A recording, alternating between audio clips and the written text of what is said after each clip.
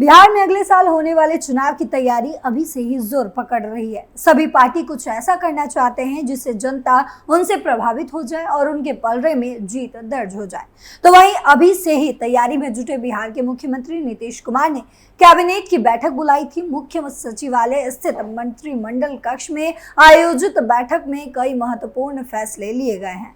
सरकारी कर्मियों के डीए में 3% का इजाफा करने का निर्णय लिया गया है। महंगाई भत्ता जो 50% मिलता था अब 53% मिलेगा। 7वें वेतनमान वाले कर्मियों को 1 जुलाई 2024 से ही इसका फायदा मिलेगा।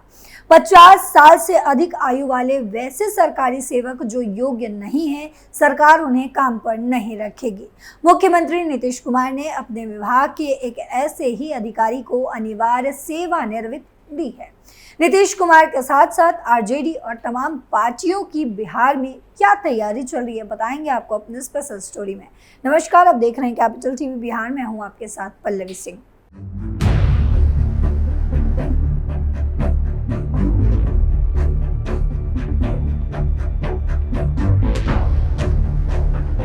नीतीश कुमार ने अपने विभाग के एक अधिकारी को हटाया।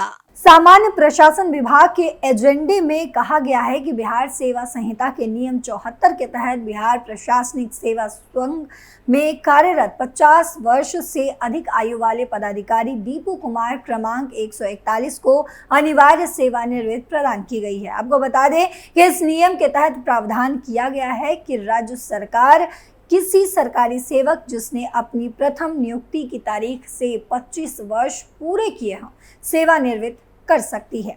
सरकार ये समझे कि उक्त अधिकारी कर्मी की कार्य दक्षता या आचार ऐसा नहीं है जिससे उसे सेवा में बनाए रखना न्यायोचित हो। ऐसे सरकारी सेवक को कम से कम 3 माह की पूर्व लिखित सूचना अथवा ऐसी सूचना के बदले में 3 माह के वेतन भत्ते की समतुल्य राशि देकर सेवानिवृत्त कर सकता है।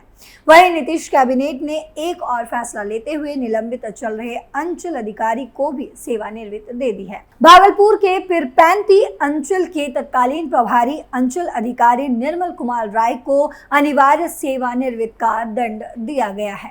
पटना में 3 और डीएसपी का पद हुआ सृजित। पटना के शहरी क्षेत्र के अंतर्गत शहरी व्यवस्था को ठीक करने के लिए डीएसपी के 3 पद, इंस्पेक्टर के 3 पद, दरोगा के 9 पद, सहायक पुलिस अवर निरीक्षक के 18 पद और सिपाही के 120 पद समेत कुल 153 पदों के सृजन की स्वीकृति दी गई है। पटना शहरी क्षेत्र में व्यवस्था को ठीक करने के लिए पटना जिलाधिकारी के नियंत्रण में शहरी प्रबंधन इकाई के गठन की स्वीकृति भी दी गई है। साथ ही बिहार प्रशासनिक सेवा के अपर समाहर्ता स्तर के अपर जिला दंडाधिकारी का 1 पद तथा बिहार समाहरणालय लिपिकीय स्वर्ग के 19 पद, बिहार वाहन चालक संघ के 8 पद और बिहार कार्यालय परिचारी संघ के 14 पदों के सृजन की स्वीकृति दी गई है। बिहार स्वप्न सिल्क मिल और बिहार स्कूटर लिमिटेड के कर्मियों का बिहार आकस्मिकता निधि से 28 करोड़ 25 लाख 57 हजार की अल्पकालीन ऋण के रूप में भुगतान की स्वीकृति भी दी गई है। ग्रामीण कार्य विभाग के तहत ग्रामीण सड़कों के सुदृढ़ीकरण एवं प्रबंधन कार्यक्रम को लागू किए जाने की स्वीकृति भी दी गई है। राजगीर में साइबर फॉरेंसिक प्रयोगशाला की एक इकाई की स्थापना एवं क्रियाशील करने के लिए परामर्शी के रूप में राष्ट्रीय फॉरेंसिक विज्ञान विश्वविद्यालय को नामित किया गया है। नगर विकास विभाग के तहत नगर पंचायत स्तर के 48 पदों को प्रत्यर्पित करते हुए नगरीय प्रशासन को सशक्त एवं सुदृढ़ करने के लिए नगर पालिका के अंतर्गत विभिन्न स्तर के कुल 210 अतिरिक्त पदों के सृजन की स्वीकृति भी दी गई है, जिस पर प्रतिवर्ष 9 करोड़ 74 लाख 36 हजार 442 रुपए का व्यय होगा। पुनौरा धाम मंदिर के आसपास नए पर्यटकीय विकास एवं आधारभूत संरचना के निर्माण के लिए भी 120 करोड़ 58 लाख 67 हजार 175 की प्रशासनिक स्वीकृति दी गई है। वहीं पटना सदर अंचल को 4 भागों में बांटा गया है, जिसमें पटना सदर अंचल, पाटलिपुत्र अंचल, पटना सिटी अंचल और दीदारगंज अंचल है। इन अंचलों के सृजन के बाद इनके कार्यालय के लिए विभिन्न कोटि के कुल 60 नए पदों के सृजन की स्वीकृति भी दी गई है। वहीं जहानाबाद के हुलासगंज अंचल में मालिक गैर मंजूरुआ जमीन को जहानाबाद राजकीय इंजीनियरिंग कॉलेज एवं पॉलिटेक्निक संस्थान के पूर्णतः आवासीय एवं अन्य सुविधा विकसित करने के लिए उक्त जमीन को विज्ञान प्रविधिक विभाग को निःशुल्क हस्तांतरित किया गया है। पूर्वी चंपारण के सदर अंचल के 3 एकड़ गैर मंजूरुआ मालिक जमीन को Indian oil corporation Motihari terminal विपणन विभाग को आवासीय भवन निर्माण के लिए 27 करोड़ रुपए के भुगतान पर हस्तांतरित किया गया है। लोक स्वास्थ्य अभियंत्रण विभाग के तहत एक मुख्य अभियंता मुख्यालय पटना एवं एक उड़नदस्ता अंचल तथा 2 उड़नदस्ता प्रमंडलों के गठन करते हुए कुल 21 पदों के सृजन की स्वीकृति दी गई है। वहीं आपको बता दें कि शौर्य पुरस्कार विजेताओं एवं मरणोपरांत उनके आश्रितों को दी जा रही है नगद पुरस्कार की राशि में बढ़ोतरी की गई है।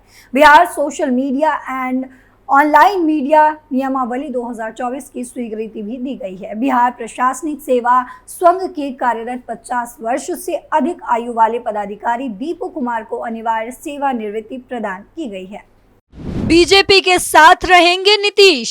मुख्यमंत्री यहीं नहीं रुके, उन्होंने कहा कि गांव-गांव की महिलाओं को विश्व बैंक से लोन लेकर समूह बनाया, जीविका बनाया। आज 10 लाख सहायता समूह है, 1 करोड़ जीविका दीदी है। हर क्षेत्र में महिलाओं की भागीदारी बढ़ी है। मंदिरों के साथ कब्रिस्तानों की भी घेराबंदी की गई है। बीजेपी प्रत्याशी अशोक सिंह के लिए वोट मांगते हुए नीतीश कुमार ने कहा कि अब आने वाले दिनों में बीजेपी के साथ मिलकर ही काम करते रहना है। बिहार विधानसभा उपचुनाव को लेकर सरगर्मी तेज हो चुकी है। इसे लेकर जेडीयू की ओर से खास प्लानिंग भी तैयार की गई है। वहीं नीतीश कुमार लगातार 2 दिनों तक सभी 4 सीट पर एनडीए प्रत्याशियों के समर्थन में चुनावी सभा करेंगे।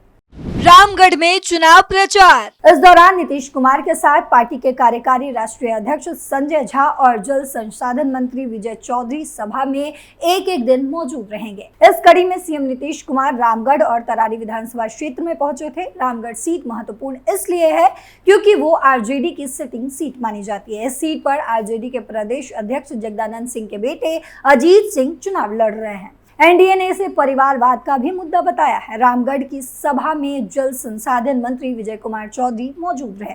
तरारी में मुख्यमंत्री ने एनडीए उम्मीदवार पूर्व बाहुबली विधायक सुनील पांडे के बेटे विशाल प्रशांत के पक्ष में प्रचार किया। नीतीश की प्लानिंग। मुख्यमंत्री ने कई विधानसभा सीटों का दौरा किया। उनकी पहली सभा इमामगंज विधानसभा क्षेत्र में थी। इस सीट पर जीतनराम मांझी विधायक थे। उनके सांसद बनने के बाद ये सीट रिक्त हुई, यानी कि खाली हुई। यहाँ हो रहे उपचुनाव में मांझी की बहू दीपा मांझी चुनाव लड़ रही हैं। मुख्यमंत्री चुनावी सभा को लगातार संबोधित कर रहे हैं। उसके बाद उन्होंने मुख्यमंत्री बेलागंज में चुनावी सभा किया। लंबी अवधि से ये विधानसभा सीट राजद के कब्जे में थी। वहीं राजद विधायक सुरेंद्र यादव के सांसद बन जाने के बाद ये सीट खाली हुई थी। यहाँ से एनडीए प्रत्याशी के रूप में जेडीयू की मनोरमा देवी चुनाव लड़ रही थी।